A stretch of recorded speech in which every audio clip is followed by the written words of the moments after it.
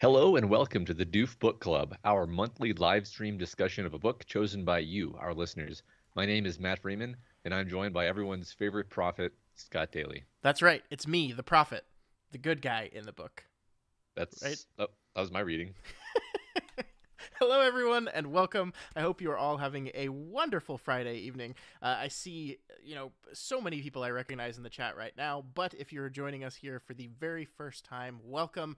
As we said, that's Matt. I'm Scott. We are part of Doof Media, and we make podcasts and other things about Yeah, things like stories, right? yeah, That's whatever this thing is called. whatever this thing. We also do this book club, which Matt will explain what a book club is. I will. What that is that each month Scott and I select 5 books from a pool of books submitted to us by our wonderful Doof community. We put up a poll for all the supporters on Patreon at patreon.com/doofmedia, and then we let the patrons vote on which book they'd like us to talk about. The book with the most votes wins, and then we all read it.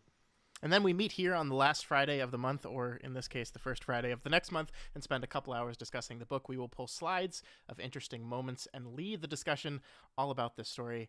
Matt, what book are we talking about today? This month we are talking about Station 11, and the summary of that book is as follows. One snowy night, a famous Hollywood actor slumps over and dies on stage during a production of King Lear. Hours later, the world as we know it begins to dissolve, moving back and forth in time from the actor's early days as a film star to 15 years in the future when a theater troupe known as the Traveling Symphony roams the wasteland of what remains. This suspenseful, elegiac, spellbinding novel charts the strange twists of fate that connect 5 people: the actor, the man who tried to save him, the actor's first wife, his oldest friend, and a young actress with the Traveling Symphony, caught in the crosshairs of a dangerous, self proclaimed prophet. That was a pretty good summary. Would you describe this book as elegiac, Matt? Um, sure, yeah, we, totally. we are about to get into our overall impressions of the book, but before we do that, Matt, we do have to do something. We have to do a couple things because we forgot to say hello to everyone. I was in such a rush to talk about the book, I forgot to say hello. So we see John in the chat, we see Not, we see Doom, we see Bishop. Hello, hello, hello. Also see Chris and Ingenious Tharp and Bipolaron. How are you folks doing this evening? The other thing we have to do, Matt, is we've got to open up the vote on the book club. So here is the 5 books that are in the running for next month's book club and the relative number of votes. I didn't put the numbers in there, but you can see the bar graph for how it sits. So it's pretty close overall. But we are about to open up the vote for you folks that are here for us today. So let me go ahead and share that straw poll right Yeah. now. So just to remind everybody, the people who actually show up to the live book club session basically get uh, another chance to vote, if you will, to add their vote to the total vote. That is correct. So this vote is going to run during the entire course of the book club, and then we will close it at the very end. We will take these votes, we will add them to the existing votes on the Patreon, and that is how we will decide which book we're going to be covering next month. So right now, The Emperor's Soul has a little bit of a lead, but you folks here right now can turn the tide if you want to, or you can support the tide if you want to. Yeah. So, yeah, please vote. And if you happen to see anyone come into the chat late and we're busy reading or talking or not paying as much attention to y'all as we should, please, the link is right there. Please send it to them as well to make sure they can vote, because it will be open for the next hour and a half or so. Yep. All right, so now with that done, let's get into Station 11. And Matt, I want you to tell me what you thought about this book. And while you were doing that, we want you folks at home to tell both of us and everyone what you thought of Station 11. Go ahead, Matt. It was a very enjoyable read for me. I will say that I kind of started off on the wrong foot with the book because it wasn't what I expected it to be. Mm. And that's always a little bit rough, and there's a temptation to hold it against the book when in reality all that happened is you started in with the wrong expectations, and it's not the book's fault. I think I expected it to be more of a sort of plotty, post-apocalyptic thriller with complicated intrigue, and it was really more about human beings Yeah. and their lives and their choices and their flaws, and it was really honestly more of a elaborately framed character study than it was a pandemic novel, even, although it certainly was a pandemic novel also. Overall, enjoyed it quite a bit. This is one of those ones where I'm looking forward to talking about it because I kind of let it wash over me at the time and Mm-hmm. didn't analyze it as I was going because I was spellbound to a degree. So I enjoyed it. Good pick, Scott. How did you feel about the book? I love this book so much. I think, I had some idea about what it was going into it because I watched the HBO television show that came out at the end of last year. So I had a pretty good idea about what the story is, or at least what type of story it is. The TV show is very different. They made a lot of changes that maybe at the very end of the episode we'll get into briefly, because I think they're very intelligent changes for adapting this from a book to a movie. But I think you're right about the character study. The plot as it is really is nothing. I mean, there's definitely an antagonist. You could call the prophet that, I guess. But like even the climax of the movie, if we could call it the confrontation between Kirsten and the prophet, is barely anything. It's because it's not a book about the story. It's a book about the people. You're absolutely right. And I do think there's a lot going on here. There's a lot to talk about. There's a lot that I think the book is doing. There's a lot that I think the book is saying. And I look forward to our listeners telling us what they thought the book was saying, because there's a lot going on here that I probably missed as well. Yeah, related to that, what you just said about the climax, it almost felt like everything about the novel was set up to be intentionally anticlimactic. Mm-hmm. Mm-hmm. It was almost like we were promised all of these um, sort of serendipitous reunions that never happened, Yeah. and realizations that never occurred. And I think that was obviously intentional. I think it was more about like the way life can be disappointing. But as we get Yeah. through the book, maybe that I'll unpack that sort of feeling into more detail. That's such a good point about the reunions, because you're absolutely right. And no spoilers for the not too many spoilers for the TV show, but that is a big thing that they changed in the show. That basically this is a story about all these characters and how their lives intertwined with each other, and then the book just kind of lets their lives just go on without each other in a non-significant way. And I think the television show tries to tie those back in together in a satisfying way. And I think that makes sense, because that is better suited to television. But what this book wanted to be was just, the points where people's lives bump off each other and then they just kind of go their own way, and they don't need to come back together. There doesn't need to be this moment of revelation. Like, I think we're going to get into it, but when you realize that the prophet is Tyler, it's almost like not even the book doesn't even really build to the moment. It's just like, oh yeah, it's Tyler, and Clark is like, huh, oh, okay, Yeah, wonder what happened to his mom, and then we just kind of move on from it. right. And maybe you expect like, oh, they're going to reveal that they know who he is, and the Station 11 thing is going to be significant, and it just Nope. passes completely under Yep. his radar. Maybe he noticed it, maybe he didn't, and then it's over. Mm-hmm. Um, So the people in the chat, not says it was a really, really a pleasure to read, which I think is a great word. John says it was their first time reading it, enjoyed it quite a bit, really enjoyed the prose, and it just felt very enjoyable to read throughout. Yeah, I mean, I think that's a common refrain we're seeing in the chat here, is that like, it's amazing how a book that doesn't move, that nothing quote unquote happens, is just like a joy to just sit down and spend some time with. Bipolaron says they really enjoyed it. Didn't think there were any actually supernatural elements, but it had this otherworldly feel that really pulled them in. Yeah, I like that. Definitely no supernatural stuff, but yeah, it just feels that way.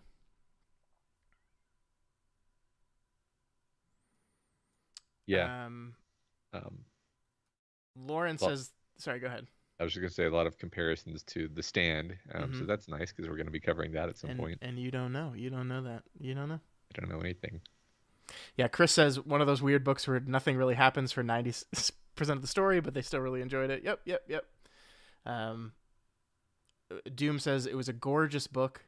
I loved it from reading the quote at the front. A bit anticlimactic, as you said, Matt, but the prose, yeah, it's. I have you, Matt, read any other Johns by Any other Johns? Any other books by Emily St. John Mandel? Absolutely not. I have not even heard of Emily St. John Mandel. What else has she written? I just pulled my headphones out so I can't hear anything you're saying. That's that's one of the risks of emotive podcasting. I know. I'm sure you just said the smartest thing you've ever said, and I'll never know about You'll it never ever. know it because it's lost. And I think I said, what else has she written? All right. Are we ready? Are we ready to get into it? Yes, sure. Let's move on. Sorry, it happened again, and I didn't hear that either. And we're just gonna let it go. We're never gonna find out the answer to that question. I it's a mystery of the world. That's part of this book, I think. So we're really doing this because we're trying to emulate the anticlimax of the book, right? Yeah. Yep, that's fine. Wow. Chris is really narking on you here, Matt. All right. You want to begin? Sure. I yeah. think this is actually my slide, though. Then you enough. begin. I think it's because I moved things around when I added the slide with the poll numbers in it, and it messed up our normal order, which just completely throws me off. All right, so this, as always, are the first words of the book, so let's read them, and then we'll talk about it. The king stood in a pool of blue light, unmoored. This was Act 4 of King Lear, a winter night at the Elgin Theatre in Toronto. Earlier in the evening, 3 little girls had played a clapping game on stage as the audience entered, childhood versions of Lear's daughters. And now they'd return as hallucinations in the mad scene. The king stumbled and reached for them as they flitted here and there in the shallows. His name was Arthur Leander. He was 51 years old, and there were flowers in his hair. Dost thou know me? The actor playing Gloucester said. I remember thine eyes well enough, Arthur said, distracted by the child version of Cordelia. And this was when it happened. There was a change in his face. He stumbled. He reached for a column but misjudged the distance and struck it hard with the side of his hand. Down from the waist they are centaurs, he said. And not only was this the wrong line, but the delivery was wheezy, his voice barely audible. He cradled his hand to his chest like a broken bird. The actor portraying Edgar was watching him closely. It was still possible at the moment that Arthur was acting, but in the first row of the orchestra section, a man was rising from his seat. He'd been training to be a paramedic. The man's girlfriend tugged at his sleeve, hissed, Jeevan, what are you doing? And Jeevan himself wasn't sure at first, the rows behind him murmuring for him to sit. An usher was moving towards him. Snow began to fall over the stage. The wren goes to it, Arthur whispered, and Jeevan, who knew the play very well, realized the actor had skipped back 12 lines. The wren. Sir, the usher said, would you please? But Arthur Leander was running out of time. He swayed, his eyes unfocused, and it was obvious to Jeevan that he wasn't Lear anymore. Jeevan pushed the usher aside and made a dash for the steps leading up to the stage, but a second usher was jogging down the aisle, which forced Jeevan to throw himself at the stage without the benefit of stairs. It was higher than he'd thought, and he had to kick the first usher, who grasped hold of his sleeve. The snow was plastic, Jeevan noted peripherally, little bits of translucent plastic clinging to his jacket and brushing against his skin. Edgar and Gloucester were distracted by the commotion, neither of them looking at Arthur, who was leaning on a plywood column, staring vacantly. There were shouts from backstage, 2 shadows approaching quickly, but Jeevan had reached Arthur by now, and he caught the actor as he lost consciousness, eased him to the floor. The snow was falling fast around them, shimmering in the blue-white light. Arthur wasn't breathing. Just a beautiful and immediately enrapturing kind of opening to this book, I think. You know, this guy that we're about to learn a whole lot more about is playing King Lear, and then suddenly he dies. And, you know, this is the way a book about a pandemic opens, which you wouldn't think that. And like, you might think when you first read this that, oh, he's the first victim of the flu. But no, he just had a heart attack. It just happened to be on the last night that civilization was normal. Yeah, it's funny. I actually wondered about that. Like, was it supposed to be, was there a hint that the heart attack was sort of how some people react differently to different viruses? And so maybe he was a victim of the virus. It just hit him kind of harder and faster than other people. I mean, there's no textual indication of that. It was just something that I was wondering about the whole time. I just think he had a heart attack. I just think he's a man in not the best health, hadn't done a really good job taking care of himself, and just happened to have a heart attack. Yeah, I kind of like that idea, actually, that his whole life had nothing. Is like the ending of his life, in a sense, is like the beginning. It's sort of the end of the world, right? The ending of his world is the ending of the world, because after that, it's a totally different world. Yeah. It, like I'm just impressed and kind of amazed at how much ground we cover in one page, Yeah. Yeah. one slide. It paints a beautiful picture.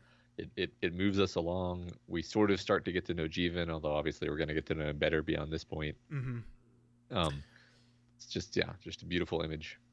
And I think it what it does is like firmly establish the book's relationship with art, right? Because this is an artist, an actor playing King Lear, and obviously Shakespeare in general and art specifically, and art, also is going to matter to the story of this novel a lot. And so here at the beginning we established this with Shakespeare's King Lear and the actor playing the character, which I don't know.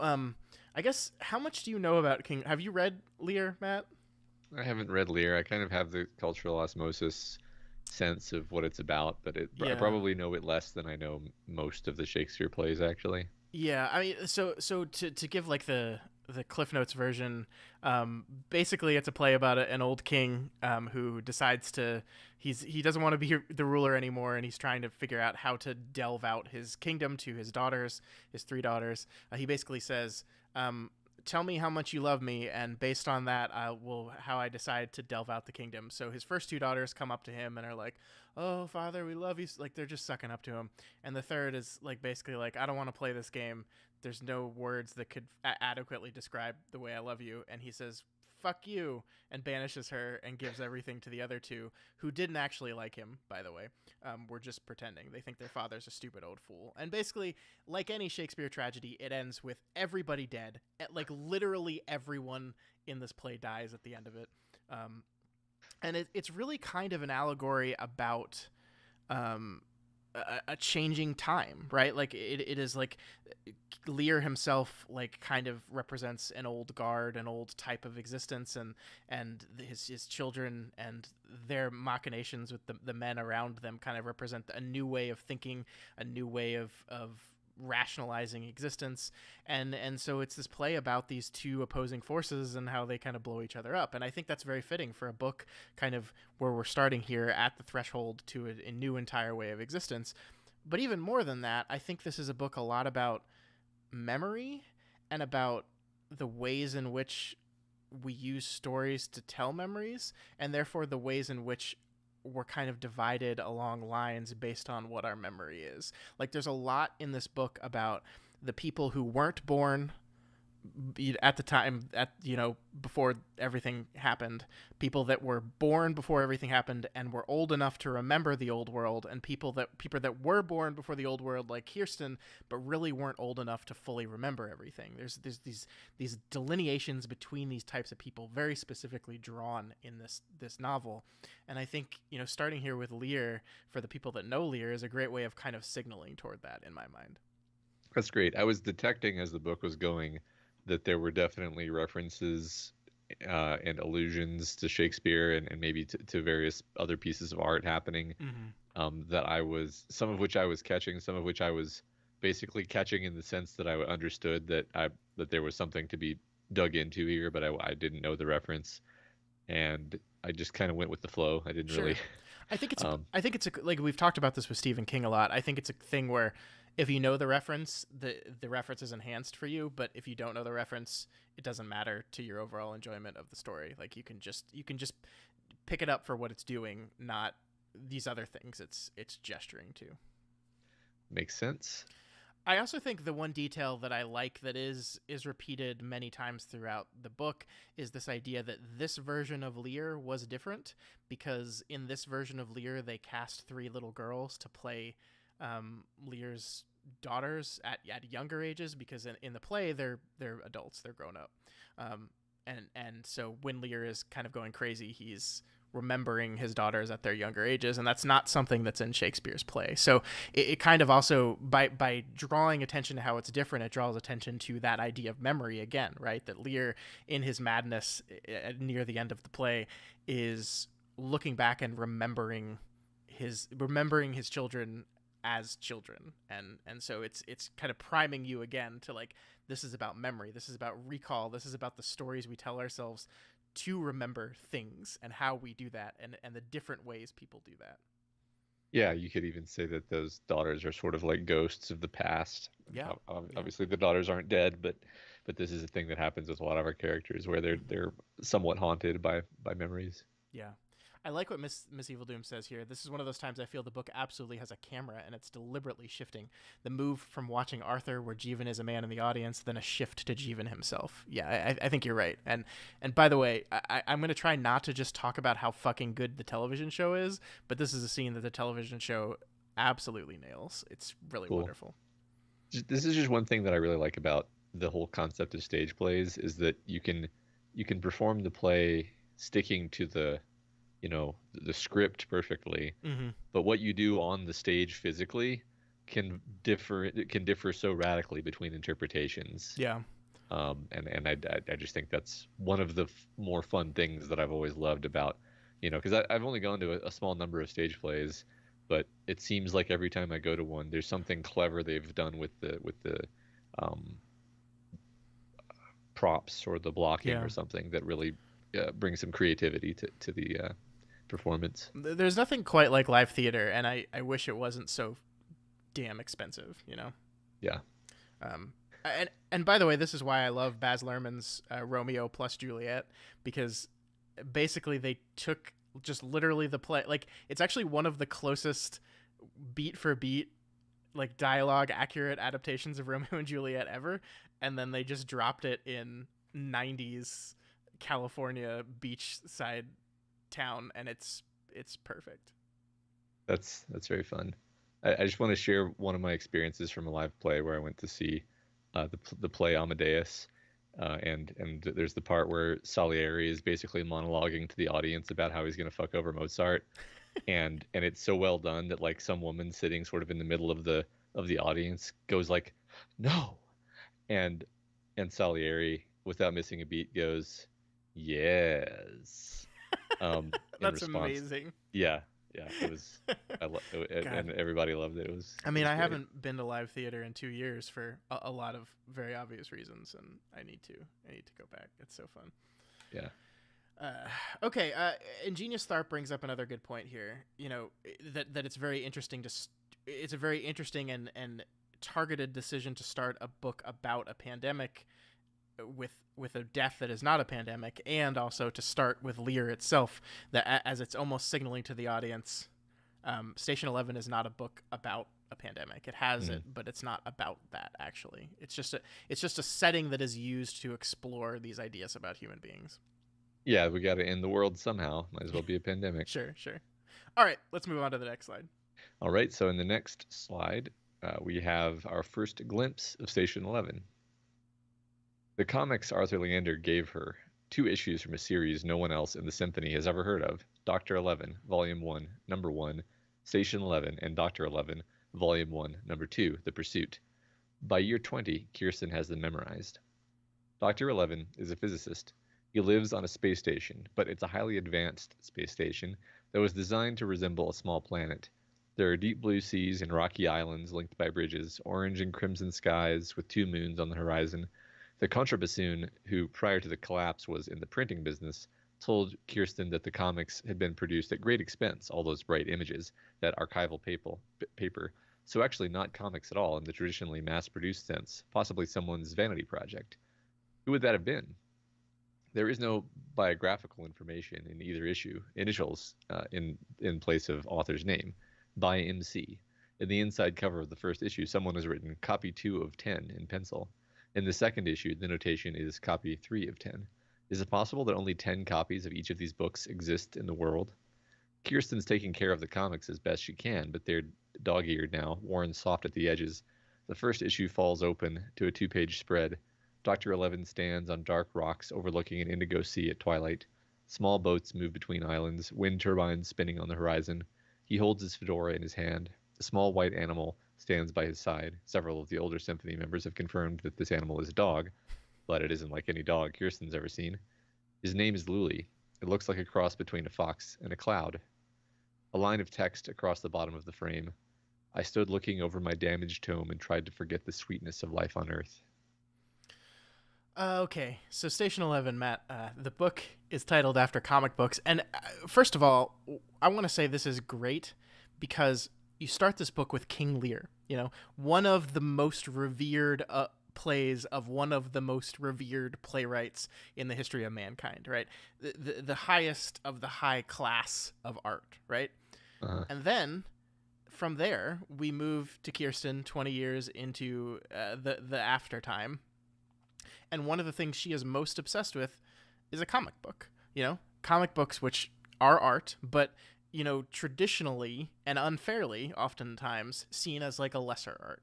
Like Hmm. for children, not really need. We don't need to take this seriously. And the book is kind of juxtaposing these two things very deliberately to kind of make you say, no, no, no, like all art has value and all art is important, and this comic book is one of the most important pieces of art ever created to exactly three people, right? To Miranda herself, to Kirsten, and then, as we'll later learn, to Tyler. And it's fascinating that a comic was chosen, because you could have done a book, you could have done, I don't know, like a music recording or something, but the author of this book chose a comic, and I think she did so in order to like make a point about comics as an art form. Yeah, that's interesting. I didn't think of that exactly. I guess I'll stew on that in the back of my mind while I say, I think one interesting thing about this is the book is so referential. It refers to all these plays and songs and other works of art. But then the thing that turns out to be kind of the hinge upon which the future turns, in a certain sense, at least for these people, is this completely confabulated work of art. It's Mm-hmm. invented within the story. It's not a thing. It's not a reference. It's not like they have a copy of Watchmen, or the Sandman, it's a thing made up it's a thing made up within the world of the story. Mm-hmm. And I mean, I kind of like how that ties into what you were saying earlier about the idea that it's the old versus the new, and everything in the old world is basically our canon of literature, and the new is this thing that exists only within the frame of the story. Mm-hmm. Um, and yeah, I guess the idea that it's a printed comic. I mean, yeah, the medium of comic is inherently accessible. It's inherently, um, younger people tend to like it because it's bright, it has images, and it has story, and it's sort of just naturally easy to consume. Yeah. Although, of course, you can have lots of depth within a Cer- graphic novel, as you call it, if it's for grown-ups. Um, but it's a very interesting art form. I agree. Yeah, and to be frank, it's an art form that I've just never really gotten to get into myself. I've always struggled with it. I've said this on shows before, but I am bad at reading comic books. I am not good at them because I have two modes of ingestion, and that is looking at the pictures and looking at the speech bubbles, and I am very bad at doing both simultaneously. So I will realize that I've read 3 pages and all I've done is looked at the speech bubbles and not and I'm like, man, I can't tell what's going on in this comic book. Well, that's because you didn't look at the pictures, Scott, because the pictures are important too, Scott, you moron. Yeah. So yeah, it's an art form that I haven't had a lot of time with. And I haven't made a lot of time for, but I like that this was what was chosen. I think you're absolutely right. I love that idea about accessibility. I love that the contrast again with Shakespeare, to a lot of modern ears, pretty inaccessible, right? Like the Shakespearean language is a thing that you have to either pay attention to, or b, research or work towards understanding, because it is not clear to the modern English speaker. I still wonder if it was ever clear. Because I'm not, this isn't like a dig. It's like Shakespeare is so full of like double entendres and like windiness. I'm pretty sure nobody ever actually spoke that way, which makes No, me wonder, certainly like, not. did people really? I don't know what my question is, Did if I they even get have a it? Like, did question. they get the Did joke? Is did it they get like, it? Yeah, like, did they get it back then? Yeah. did they ever stop the play in the middle and be like, no, but did you get it? Because I just made like a funny reference there. Did you get it? I'm sure they did. I'm sure I'm doing that thing where I'm talking down to the people who lived 600 years ago or whatever, because I can't imagine that they could have understood art. I do, Um, I do bet they got a lot. I mean, certainly they didn't get all of it because it's fast and there's a lot. You're absolutely right. There's a lot going. I've read some of these plays, a dozen times, and I'm still like seeing new double entendres and bits of wordplay that he's doing so cleverly. So yeah, I'll just have to go back and ask them. you got that time machine?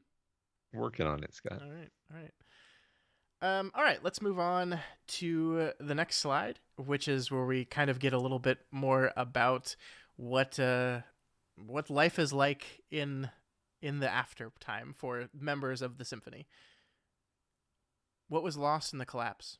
Almost everything, almost everyone, but there is still such beauty. Twilight in the altered world, a performance of midnight, a midsummer's night dream, in a parking lot in a mysterious named town of St. Deborah by the water, Lake Michigan shining a half-mile away. Kirsten as Titania, a crown of flowers on her close-cropped hair, the jagged scar on her cheekbone half erased by candlelight. The audience is silent. Saeed circling her in a tuxedo that Kirsten found in a dead man's closet near the town of East Jordan. Tarry, rash wanton, am I not thy lord? Then I must be thy lady. Lines of a play written in 1594, the year London's theatres reopened after 2 seasons of plague. Or written possibly a year later, in 1595, a year before the death of Shakespeare's only son. Some centuries later, on a distant continent, Kirsten moves across the stage in a cloud of painted fabric, half in rage, half in love. She wears a wedding dress that she scavenged from a house near New Petoskey, the chiffon and silk streaked with shades of blue from a child's watercolor kit. But with thy brawls, she continues, thou hast disturbed our sport. She never feels more alive than at these moments. When on stage, she fears nothing. Therefore the winds piping to us in vain, as in revenge, have sucked up from the sea contagious fogs. Pestilential, a note in the text explains, next to the word contagious. In Kirsten's favorite, the 3 versions of the text the symphony carries, Shakespeare was the third born to his parents, but the first to survive infancy. 4 of his siblings died young. His son, Hamnet, died at 11 and left behind a twin. Plague closed the theater again and again, death flickering over the landscape. And now, in a twilight once more lit by candles, the A's of electricity having come and gone, Titania turns to face her fairy king. Therefore the moon, the governess of floods, pale in her anger, washes all the air. That rheumatic disease does abound. Oberon watches her with his entourage of fairies. Titania speaks, as if to herself now, Oberon forgotten. Her voice carries high and clear over the silent audience, over the string section waiting for their cue on stage left. And through this distemperature, we see the seasons alter. All 3 caravans of the Traveling Symphony are labeled as such, the Traveling Symphony lettered in white on both sides, but the lead caravan carries an additional line of text, because survival is insufficient. So this is our Traveling Symphony, Matt. This is our people who have chosen to spend the post-pandemic times in performance of art. And I mean, there's a lot to love here. I love the concept that one of the things this book is saying is that, people are going to come and go. Civilizations can fall and rise. Millions and billions of people are going to die over the course of the eternity. But like some things, some stories, some pieces of art are eternal. And I mean, eternal is a relative word, right? But like the idea that they pose here, that this play was written in 1594, and here, 400 plus years later, in the collapse of another civilization. I love the line, once again lit by candlelight. I love that line. We've kind of come back full circle. People are still performing it. People are still pulling meaning from it. Is it the meaning that was meant at the time the play was written? Most certainly not, right? Like impossible, because the amazing thing about art is that the art endures, and it's people's interpretations of the art almost always fades. Yeah, I mean, and shifts because Sure. you're applying it within the context of your own life and your own life experience, and I think that's the beautiful thing about lasting art is usually there's enough of a kernel of universality to it that you can apply it across all sorts of life circumstances and people. I kept thinking about the idea that, like, sometimes the question arises of like, well, what is a classic really? What is a classic of literature? And I think this book sort of gestures at the answer to the question, which is like classics are the things that people go to when they need something, Mm-hmm. when they're sort of looking for the best of what we have for getting you through something. Almost doesn't matter what that something is. And Shakespeare obviously, has had this incredible lasting power because I think that his plays qualify as that. Mm-hmm. Yeah, no, I like that. Yeah, and that's a good point that Doom points out here. Like, while this is traditional, it is also updated. That that the word contagious was swapped out. Um, like that these are evolving things. Like that as we take this art and push it forward, not only does the meaning change, but the art itself can change. I really like that. Yeah, I like John pointing out that around 400 words in English were made up by Shakespeare. What a I, fucking baller, right? Like, yeah, certainly he didn't know that was going to happen when he wrote them down, but it's just amazing. it's fascinating to to I mean, definitely it indicates a spectacularly unique creative mind to be able to just go like, there should be a word that means this, and it should sound like this, and then he just does that, and then people are Yeah. like, yeah, that's a word now. Yeah. I mean, like, I remember when I was first learning to read and write, like, I would just, like, write down a word and then, like, take it to my mom and go, "Is this a word?" And I would just be, like, writing down letters and be like, "Is this a word?" And she'd be like, "No, no, Scott, that's not a word." But he did that, and instead of saying, "Is this a word?" he just said, "This is a word." Uh-huh. This is It a makes word it a now. lot easier to rhyme. It makes it a lot easier to stay in meter when you can just make up the words you need. That's almost certainly what happened, right? Mm-hmm. Because now that you've reminded me that he had the limitation of rhyme and meter, he was Mm-hmm. he was probably like, this is such a good stanza, except I just need a word that fits here. Let's just make Just one up. make it up. Yeah. Yeah, it's great. It's great. Yeah, no, I love this, and I love the concept of the traveling symphony. Jessica in chat points out that the traveling symphony as an acting troupe parallels the way acting troupes used to function, right? That they would just be this traveling group of people that would go from town to town performing, and then they would move on. And this is the way art was delivered to the masses back then, and we've kind of come back to that now. Yeah. Yeah. Cool. And I You're I, right. I like let's talk a little bit about that the concept of survival is not enough. Like, survival is insufficient. Hilariously, from an episode of Star Trek Voyager that the book points out for us. Which again I think is saying something, right? Matt Uh-huh. is saying that like the concepts and beliefs and understanding and ideas and ideologies can come from anywhere. It's not just Shakespeare. It's not just the high art. It's not just the classics, quote unquote. It can come from anywhere. Here is a phrase in a random episode of Star Trek Voyager, not the best Star Trek show, but certainly not the worst either. That has become this whole bastion of civilization's kind of credo. It's fucking great. Yeah. I'm reaching for something to say about the idea that like Voyager itself is part of this lineage of Trek, um, which is itself a lineage passed down from like wagon train stories, and that there's all this. I don't know. Mm-hmm. That feels kind of like a reach, but it's also, um, yeah, basically what you said. Also just the fact that like we get so much of our tools for dealing with the world and thinking about the world from fiction, Yeah. um, be it Shakespeare or Star Trek Voyager. Yeah, I mean, like, basically every single person in this story like processes their world through art. And a great example of this, I think, is Kirsten's knife tattoos that we were shown again and again and again throughout the book, that she has two knife tattoos on her wrist, right? Which symbolize the two people she's killed. And so even then, art is a way of remembering and a way of processing and a way of understanding the things that you've been through. Yeah, yeah, that's a good point. Wait, Doom, eyeball is a Shakespeare word? Makes sense. That's actually really funny because it's like, well, we call it an eye, and it's like a ball, Yeah. What's funny eyeball. is it's only a ball if you don't realize that it's not a ball. Matt, you roll it, it's a ball. Thank you. Yes. So wait, was rolling your eyes not an expression until we started calling it an eyeball? I don't know, Scott. This doesn't matter. Let's move on. Okay. Next Let's slide. move on.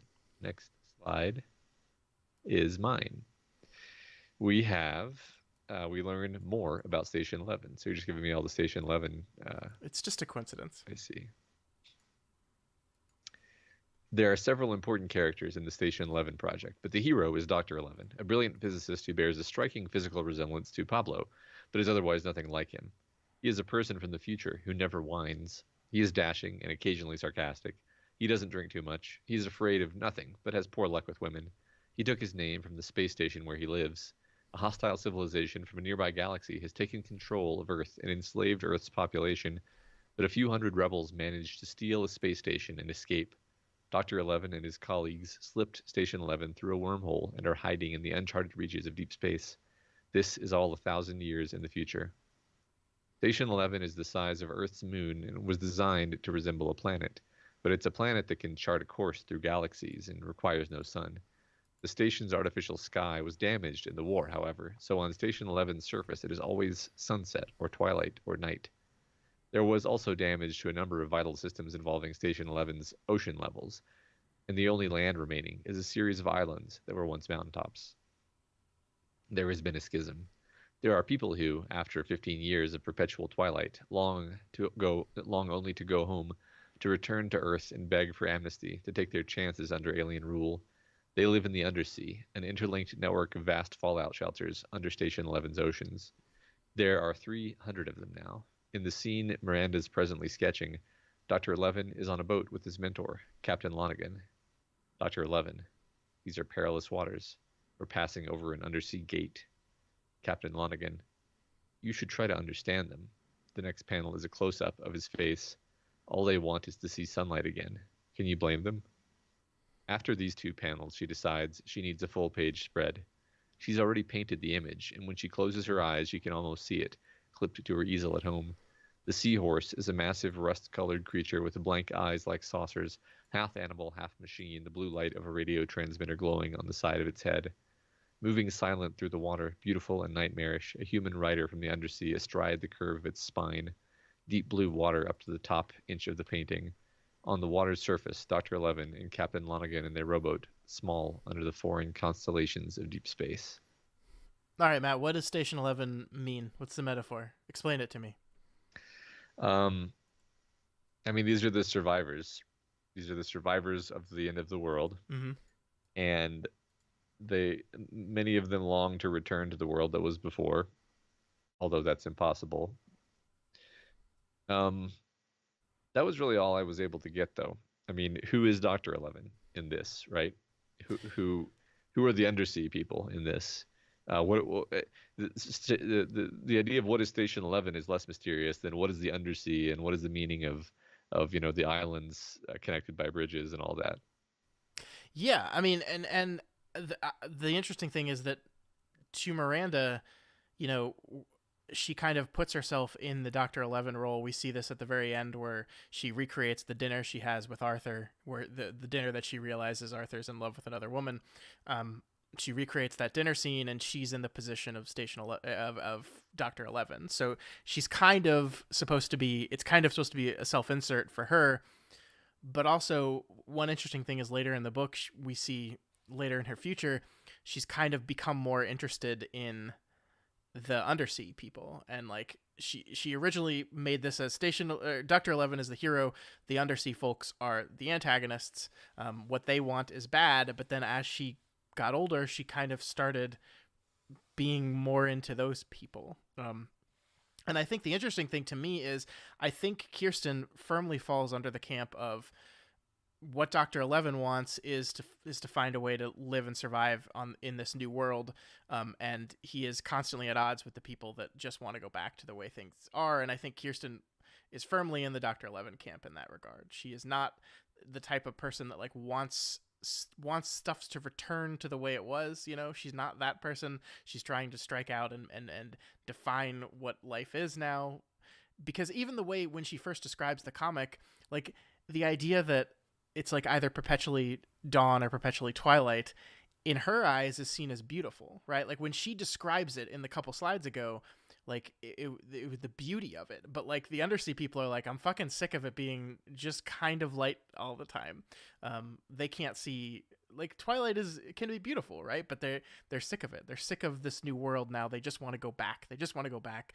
And I mean, we have our museum, where things of the past are being collected, right? And I think the airport group could most closely resemble the Undersea, but that's not a perfect one-to-one comparison, because it's not that they want to go back to the way things were. They just really want to remember it. And I think that's the real push and pull here in this book, actually. Is not like, obviously you can't go back to the way things were, but there's people that really, really think it's important to remember everything about the way things used to be. And there's people that are just like, that's not important. Like, I think there's a scene where they're teaching the children born after the end of the world about like planes and the internet and compute and like electricity and all these things. And someone's like, why are you teaching them that? That doesn't matter. And some people believe that's important. It's important to preserve that knowledge, to preserve that information. And some people don't think so.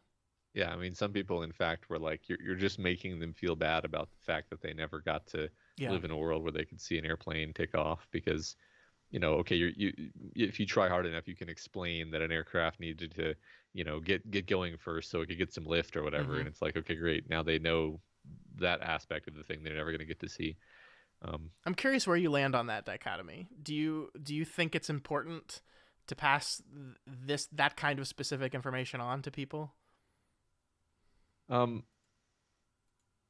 Yeah, I do, but I think it's interesting because for me, why do I think it's important? And I think there's multiple reasons, some of which matter more than others. Like you might think, well, the main reason you want to pass it on is so that they can rebuild civilization.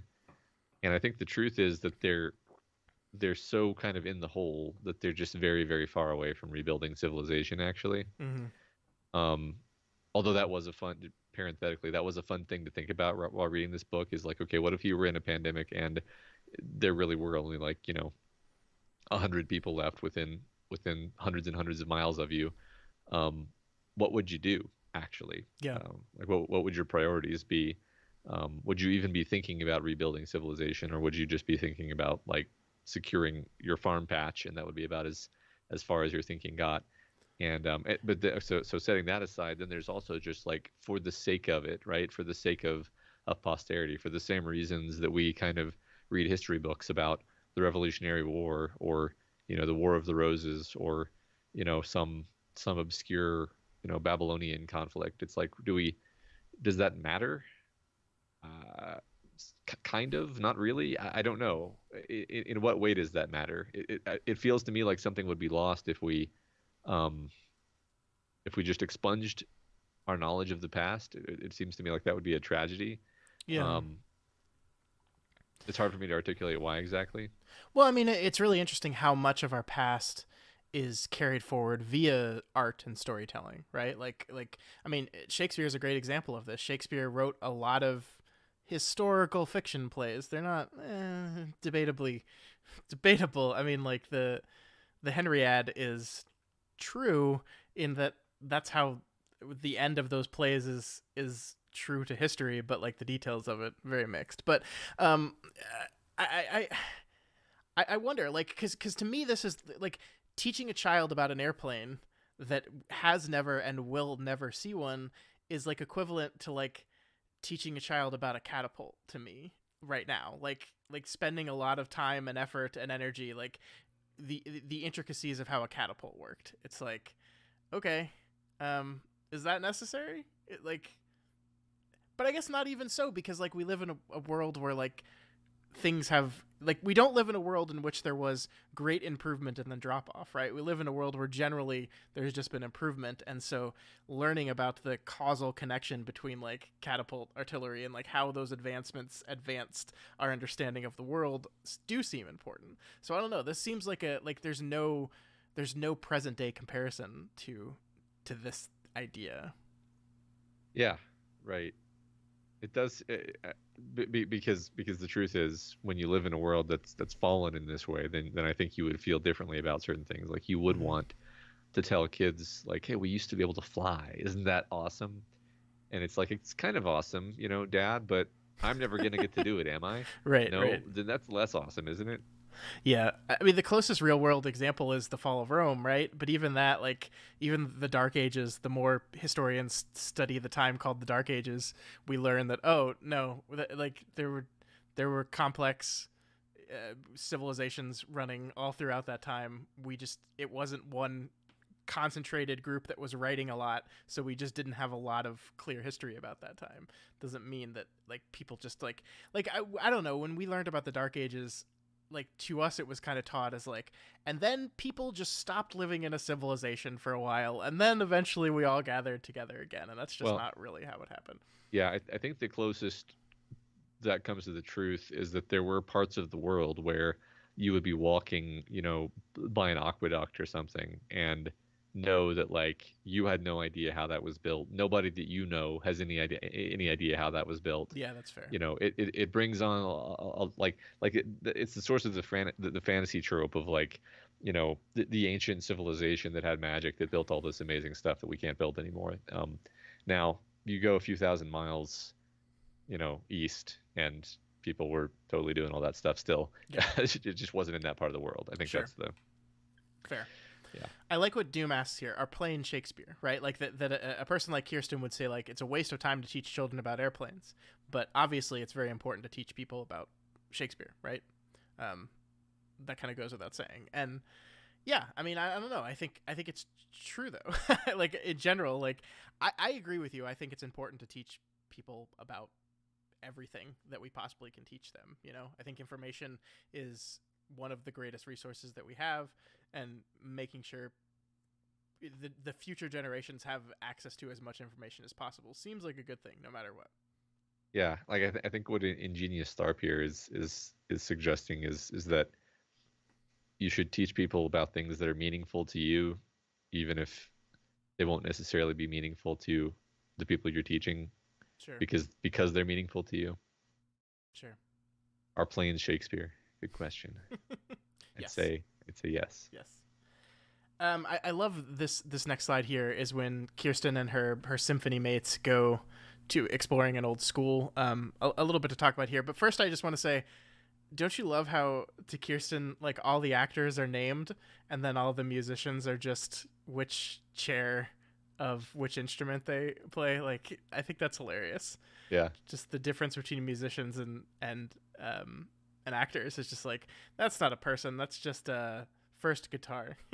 Didn't the musicians do that on purpose? Like, isn't that their Yeah, identity within the yeah, band? yeah, But I love that because like I know a lot of musicians, and I feel like especially symphony players, they're so um I don't know, they can tend to get their identity wrapped up in their symphony position and so forth, and like there's always rivalries between the cellos and the violins and the yeah. violas, and so I can totally see them you know just being like, yes, I'm the second cello. Was it the guitars that don't that like even if people die or leave, like they don't replace them? So like there's more. I forget which instrument it was. I Yeah, think it was guitars, but there's like 8 guitars now, even though there's only like 3 in the band because they just yeah, refuse to right. take their names. It's like the third, the fifth, and the eighth, and there's no first or something like that. Yeah, Classic guitars. Classic yeah, guitars. classic guitars. All Yeah, right, so this slide here. Jackson appeared in the doorway. There's a skeleton in the men's room. August frowned. How old? Old. Bullet hole in the skull. Why would you look in the bathroom? I was hoping for soap. August nodded and disappeared down the hall. What is he doing? Viola asked. He likes to say a prayer over the dead. Kirsten was crouched on the floor, poking through the debris with a broken ruler. Help me check the lockers before we go. But every student locker had been emptied, doors hanging askew. Kirsten picked up a couple of mildewed binders to study the stickers and the Sharpie incantations. Lady Gaga is da bomb. Eva plus Jason forever. I love Chris, etc. and on a cooler day she might have spent more time here, interested as always in any clues she could find about the lost world. But the air was foul and still, the heat unendurable, and when August emerged from the men's room, it was a relief to walk out into the sunlight, the breeze, and the chatter of crickets. Christ, Jackson said, I don't know how you two can stand going into those places. Well, we don't go into public bathrooms for starters, August said. I just wanted some soap. Yeah, but it's a dumb move. Someone always got executed in the bathroom. Yeah, like I said, I don't know how you stand it. We stand it because we were younger than you when everything ended, Kirsten thought, but not young enough to remember nothing at all. Because there isn't much time left, because all the roofs are collapsing now, and soon none of the old buildings will be safe, because we are always looking for the former world, before all the traces of the former world are gone. But it seemed like too much to explain all this, so she just shrugged instead of answering him. Yeah. I love this little bit. I love the bit about the binders, and just this once again, this is art. You know, in this world, this ruined world, everything is art that is telling a story about the world before, right? And so, you know, Lady Gaga is the bomb is telling a story about what these people that lived here liked and believed and loved and wanted, and I love that idea that like that, but at the same time, like it says at the very end here, this stuff is fading and it will be gone eventually. If we don't look at it now, it will cease to exist. And there's a tragedy in that. Yeah, yeah, yeah. I like the idea that Kirsten in particular is kind of in this liminal zone where Mm-hmm. she has enough familiarity with the old world that these things are recognizable and make some kind of sense to her, but she's not constantly pining for that past. Yeah. Whereas I think people younger than her might have an entirely different attitude. And older than her. Yeah. Yeah. Yeah, and I mean, one of the important things about her character is she is kind of obsessed with Arthur Leander, right? That she collects tabloid stories and pictures about him, like him specifically. Like this is kind of like her. I don't even know what the right metaphor is here, but she's like had this short run in when she was a child and has kind of made this man like one of her projects, and Yeah. and it's not clear exactly why, you know.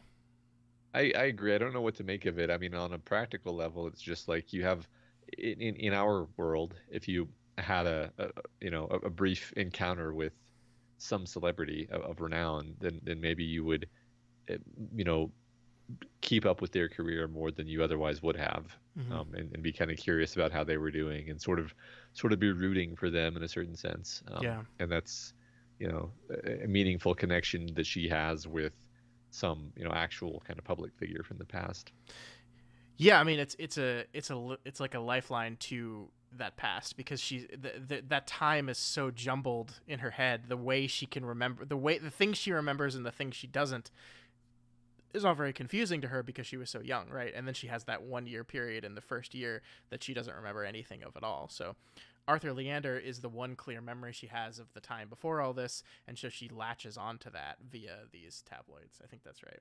Yeah, as Doom says, her brother doesn't show up in the newspapers. Yeah, So yeah. this is a minor thing, but I don't understand why people are always getting executed in public bathrooms. Yeah, I don't get that either. Is it like all I can think of is like it's a space where there's tile, and so Easy to clean up, if you're gonna murder somebody, it's easier to clean up. I'd let it, like that's all I got. Or it's kind of a useless room now because there's no plumbing anymore, so it's a great place to kill someone because you don't got to worry about like using the room anymore.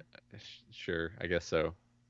I guess those are two reasons that are as good as any right there. So whatever. All right, let's talk about Clark a little bit in this next slide, Matt. Okay. Clark.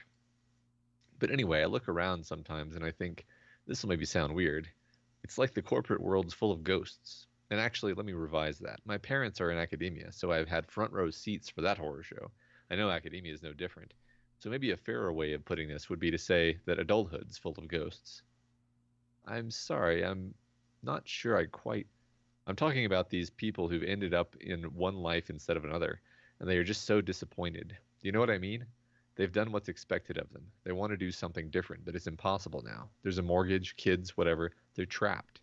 Dan's like that. You don't think he likes his job then? Correct, she said.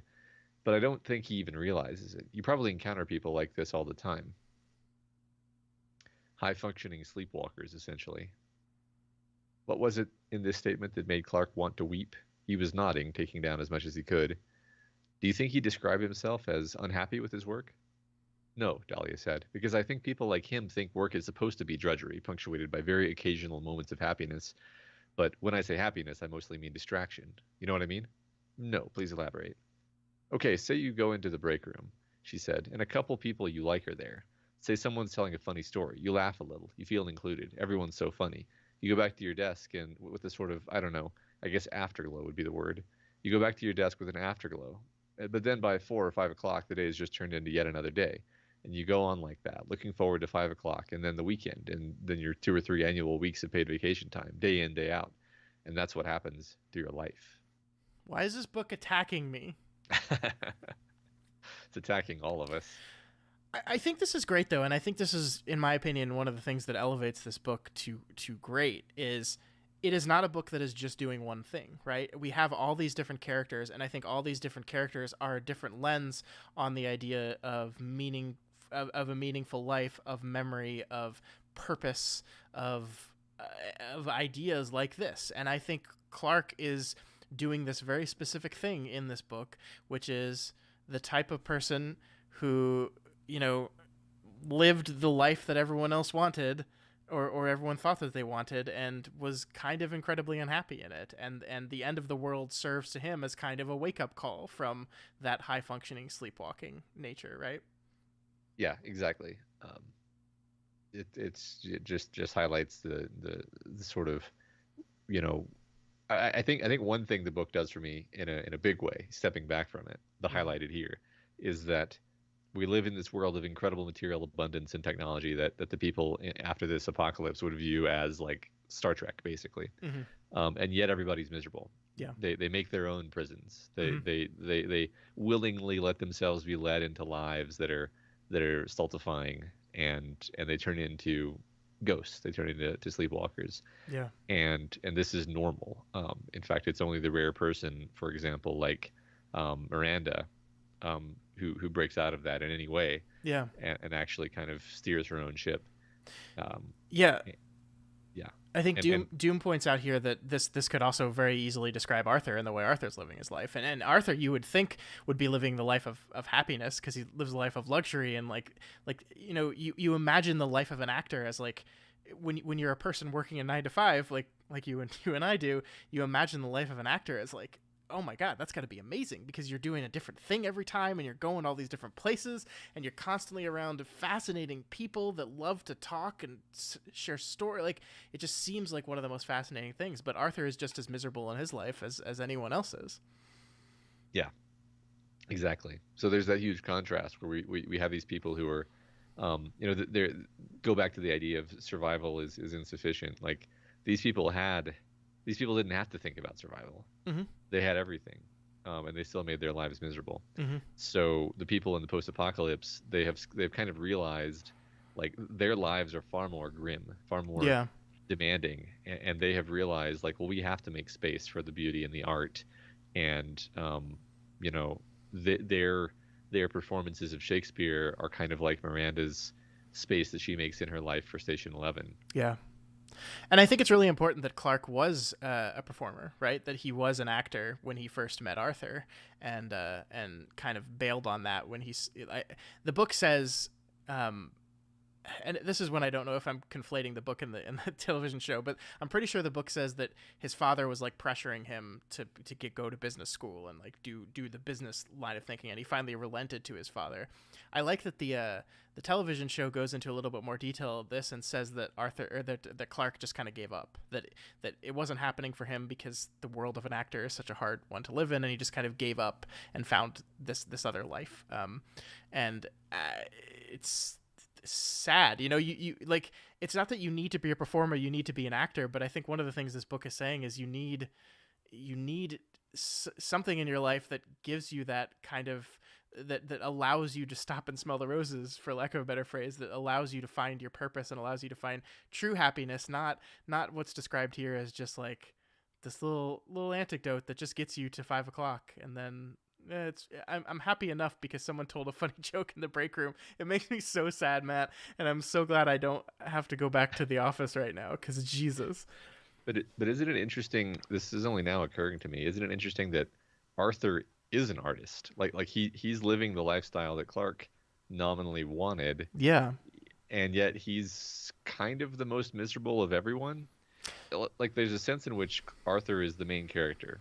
I'm not gonna really argue that he's the main character, but he's the guy who the story's about, right? He's the guy who the story revolves around. Sure. And he's like the most miserable guy of all, who makes all the wrong choices in his personal life. Mm-hmm. And yet he is, and yet how can that be true? Because he's the only one who actually kind of succeeded at his dream of being an actor. Yeah, but just because he, like, what art is Arthur doing? I understand like technically yes he's a performer, but he's also like the reasons that we see and we learn about why Arthur got into this line of business are almost entirely like, I want to be famous. I want to be loved. I want to be worshipped. I want to be this person.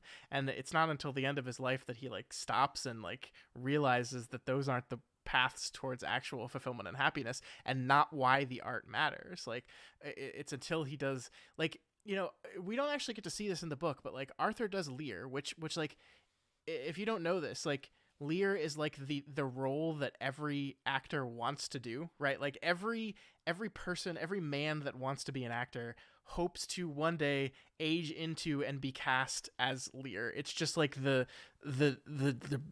Everest of acting performances, right? And you know, it's one of those things that it's like this vicious cycle that because it is that, it just becomes that more, even if you don't realize why, like why that is the biggest role. Well, it is because a bunch of other people said it was really important, and so now I have to want to do it too. And that's what Arthur strikes me as, the person who's just doing this because it's the big role, not because he has anything to say about being Lear. Like how much do we see of Arthur's just general kind of confusion about Miranda's comic book, where he just doesn't understand doing art for art's sake, you know? Yeah, I think you're exactly right. I agree with everything you just said. I think it's particularly interesting that the book has the thesis that it has, and then it spends basically all of this energy on this guy who is nominally an artist. It's Mm-hmm. just he's an artist with like entirely the wrong kind of attitude, Yeah, yeah. which is really interesting. All right, now we're going to talk about Jeevan a little bit, Matt, because we haven't talked about Jeevan at all. On silent afternoons in his brother's apartment, Jeevan found himself thinking about how human the city is, how human everything is. We bemoaned the impersonality of the modern world, but that was a lie, it seemed to him. It had never been impersonal at all. There had always been a massive, delicate infrastructure of people, all of them working unnoticed around us, and when people stop going to work, the entire operation grinds to a halt. No one delivers fuel to the gas stations or the airports, cars are stranded, airplanes cannot fly, trucks remain at their point of origin, food never reaches the cities, grocery stores close. Businesses are locked and then looted, no one comes to work at the power plants or the substation, no one removes fallen trees from electrical lines. Jeevan was standing by the window when the lights went out. There was a stupid moment or two when he stood near the front door, flipping the light switches on, off, on, off. Stop it, Frank said. He was taking notes in a margin of his manuscript in the gray light that seeped through the blinds. You're driving me crazy. Frank was hiding in his project, Jeevan had realized, but he couldn't begrudge Frank the strategy. If Jeevan had had a project, he'd have hidden it, too. It could just be us, Jeevan said. Maybe just a blown fuse in the basement. Of course it isn't just us. The only remarkable thing is that the lights stayed on as long as they did. So I thought this was a great thing to talk about, and then also a great way into talking about Jeevan broadly. Because, Matt, Jeevan is probably one of the most interesting, not the most interesting characters in the story, but like the way the story uses his role is one of the most interesting things, because Jeevan is like barely in the, like every one of these characters touches each other, right? And wraps around each other in really interesting ways. And Jeevan is the one most on the periphery of that. He tries to resuscitate Arthur, doesn't work. He has like a 2-minute conversation with Kirsten, and then he just moves on with his life. And this, by the way, is one of the big things that the show changed. So in the show, Jeevan takes Kirsten home with him, and Kirsten and Jeevan and Frank live together in their apartment for months at a time, and then Jeevan and Kirsten go out together, and then they get separated, and kind of go their own separate ways. And so they have a much more closer relationship, companionship, friendship there, than does in the book. And it's really interesting because Jeevan's almost like kind of on the periphery, where he just has this brief encounter with these people. We see through his past flashbacks that he has dealt with some of these people more in his time as a paparazzo, and then he just kind of goes off on his own and just finds his own purpose and meaning in his happy little life, thousands of miles away from everyone else. And just that's Jeevan's kind of role in the book. And then this just ends. Yeah. That's the anticlimax I was talking about, because you're expecting this meaningful reunion when all these characters whose lives have intersected specifically with Arthur or via Arthur are going to reunite, and there's going to be some moment of resolution and catharsis. I didn't realize, maybe I missed something, but it took me a while to realize that Miranda wasn't going to make it into the future. Like, for a while I was expecting, like, oh, we're spending a lot of time with this character. I wonder where she is in the future, in the post-pandemic timeline.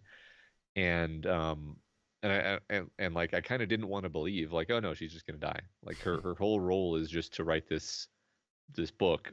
And which I guess that's kind of minimizing it, because like she's a huge part of the story. Like, Yeah.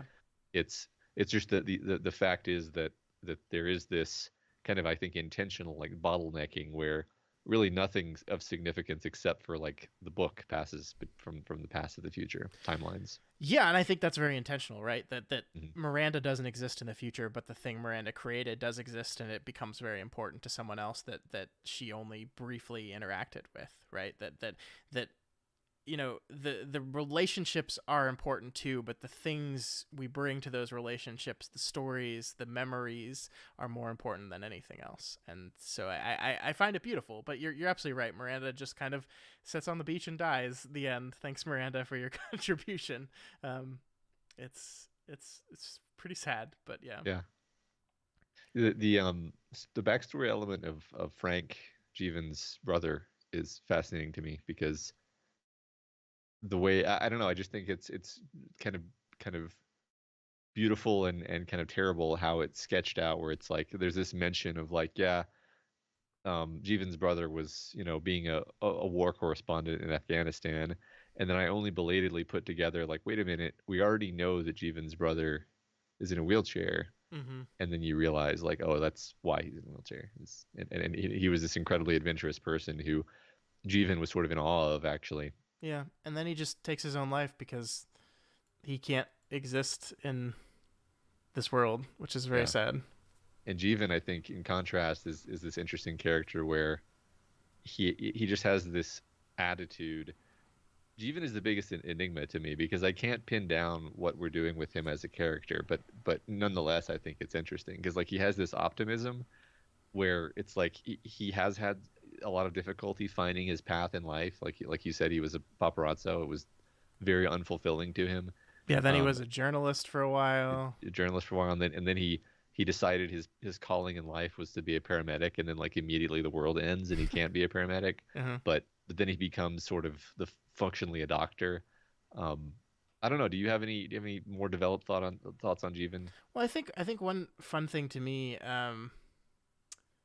One fun thing to me is the way to, like, if you compare Clark and Jeevan, or at least the people that Clark interviews in Jeevan, where the idea that you're doing all the right things, you're checking all the right boxes for success, and you're miserable, and then you have Jeevan, who is kind of just wandering around his life, not checking any box, or at least if he's checking a box, doing so in a pencil so he can erase it later and check a different box.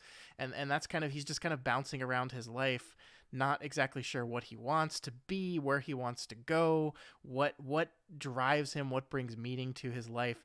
Like, he starts off as a photographer for weddings and then kind of just falls into paparazzi life, and then from there just kind of decides that no, actually I think I want to be an entertainment journalist, which is not the career you want to pick for yourself if you want to earn any money at all ever. And then the interesting thing is, like, yeah, we're told he's like going to become a paramedic. I don't think we're ever told like why he decided one day to just be like, paramedic, that's the career for me now. Like, why exactly? And I think one thing with him is we do see him, like, the end of the world kind of forces him to pick a lane because there's just not enough people any, like, the idea that like you have a person who's lost in their life and becoming a ghost because like they lose sight of what the world has to offer when they're just in their 9 to 5 drudgery, and you have people that like can't live in this world because there are just an infinite amount of choices, and like it's kind of like I can't decide what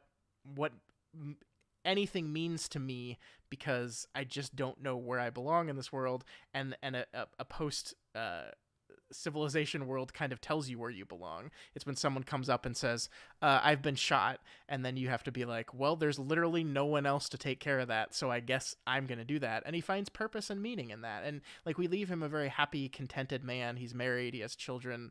He just seems like he's living a good, happy life for himself. Yeah, I like all that.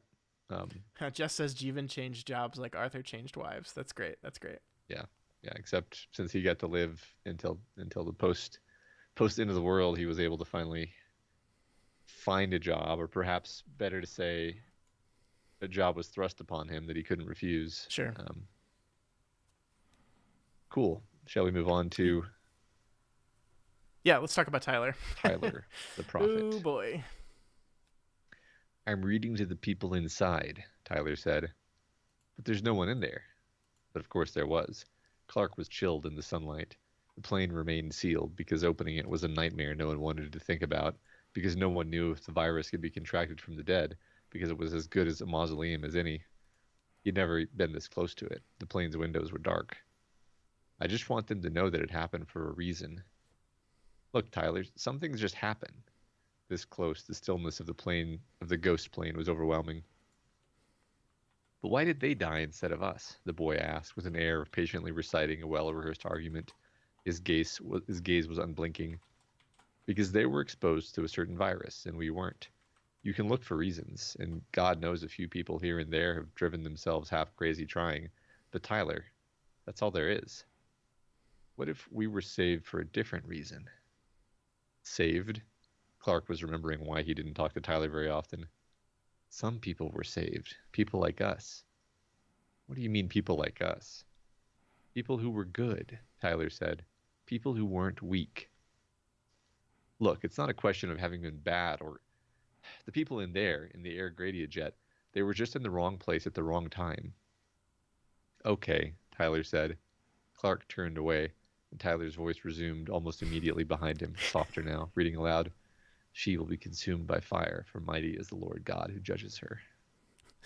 I love Tyler and the Prophet and how it kind of takes everything we've been talking about, this concept of memory and purpose and belief and story, and shows, oh yeah, there's a dark side of this too, right? That like when you look at all this stuff and you look at the stories that we tell and the things we write down and the memories that we have, there's a way of pulling meaning and purpose for good out of that, and there's also a way of pulling meaning and purpose for ill out of that. And the central kind of core tenet of Tyler's belief system is we were saved for a reason, ergo we are special, ergo we can do whatever we want. Mm-hmm. Yeah, it's I guess it's a more minor theme in the book, which they don't really spend a ton of time on, just this idea of the apocalypse cult and the idea of these people who use the end of the world as an excuse to just kind of justify whatever it is they want to do. Yeah, but it's this really interesting thing, right? Because Tyler, Arthur's son, does not have a good relationship with his father because his father sucks.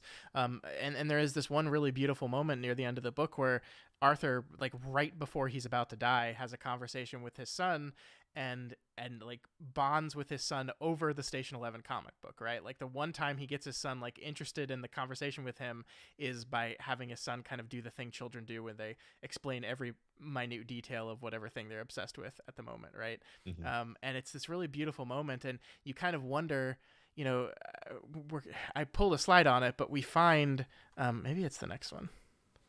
No, it's not. We find the Kirsten finds the piece of the Station 11 book inside Tyler's Bible. And so what he's kind of done is he's taken the Bible and taken this thing as like proof positive that I am special and therefore the light. And then he's kind of combined it with his obsession of Station 11 to create this thing. And actually what John is saying in chat that I actually agree with, one thing that the show does, Matt, that I find really interesting is that Tyler's cult in the show is not like a biblical broad Christian type cult.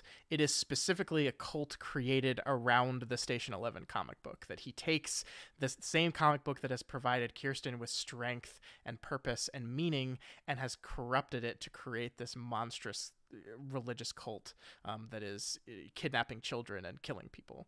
And I think that's such a it takes what I'm kind of trying to explain and what I think the metaphor is here, and I think it just makes it just nails it more perfectly and clearly to me, than instead of just dumping Christianity into it also. Yeah, it makes it work a little bit better to say that maybe, his cults are the subsea folk, they're or something, right? At least there's a direct connection to the idea that there are two ways of taking the gospel of Station 11. You can be like Dr. 11, or you can be otherwise. And I think Kirsten chooses to be like Dr. 11. She identifies with Dr. 11. Yeah. I don't know. I didn't see the show. I mean, I've kind of spoiled the whole thing here, but it's just really fucking good.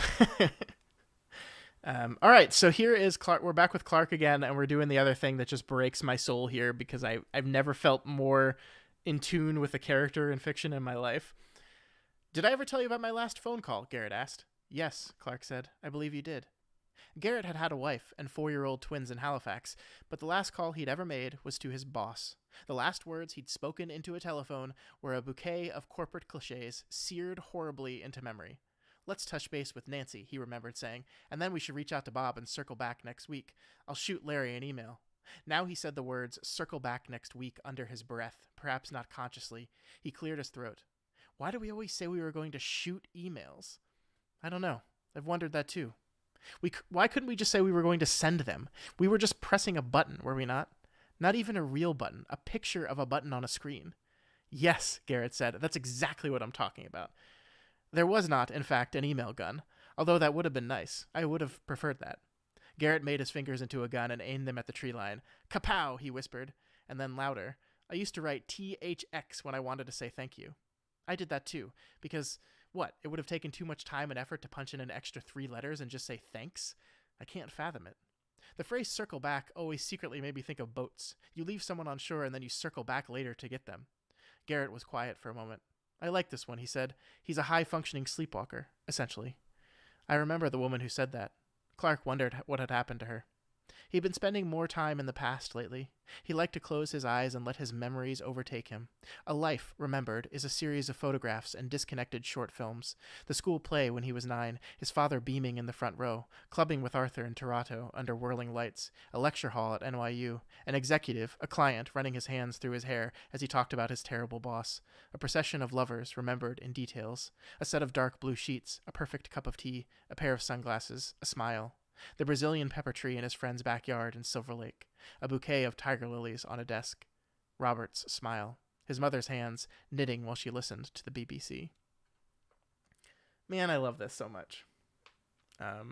This is like one of my favorite pages, honestly. Yeah. Just the banter between these two guys who have become dear old friends, just living at this airport together, just like making fun of our existence and how ridiculous.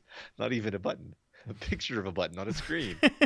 Yeah, I mean, like the thing that I love about this, and I think it encapsulates Mandel's writing so well, is it goes to from this very specific, like thing that you and I unfortunately know a great deal about because this is my life. I like someone says, let's circle back around to it, like once a fucking day with me, and like seriously, I'll shoot blah blah blah an email, touch base. Like these are words that people say to me all the fucking time, and I love that like in a post pandemic, collapse of society world, you can look back at this and be like, this is absurd. This is ridiculous. The things that we were doing, the ways we were living the lives, the ways we were talking to each other. I love the beat of like, I used to write THX for thanks. And it's like, yeah, because we couldn't put the 2 extra letters in there. It was like, but we did it, and we didn't think about it. We just did it. But then at the end of this kind of beautiful thing, we get this moment of he's talking about his past, right? And I think this is one important thing the book is saying. It's okay to think about the past. It's okay to remember. It's okay to do these things. I think someone in chat said it. There's a difference between recall and remembrance and obsession, right? And I think actually when you look at Station 11, you look at the 2 sides of the conflict between these people. Really, what they need to do is just like work their shit out and both agree. Yes, let's honor Earth and our time there, but let's also look towards the future. You can't just live in the past, but you shouldn't completely throw it away. Like you shouldn't do what Kylo Ren wanted to do. Right. I mean, like I don't know if this is intentional, but the way the book describes it, I'm like, you're gonna go become slaves so that you can see sunlight. Like I Yeah. learn to deal, grow up. Like that's my reaction, and I don't know if I'm intended to react that way, but like I feel like Dr. 11 is obviously the one who's right about the conflict. Yeah. I like Not's question. Why do people live in like gas stations and restaurants and stuff and not just houses? And I think John points out like those places tend to hold up better over time. Where 20 years in, I bet most houses are just rotting and falling apart, right? Yeah, probably. I mean, especially if you don't have,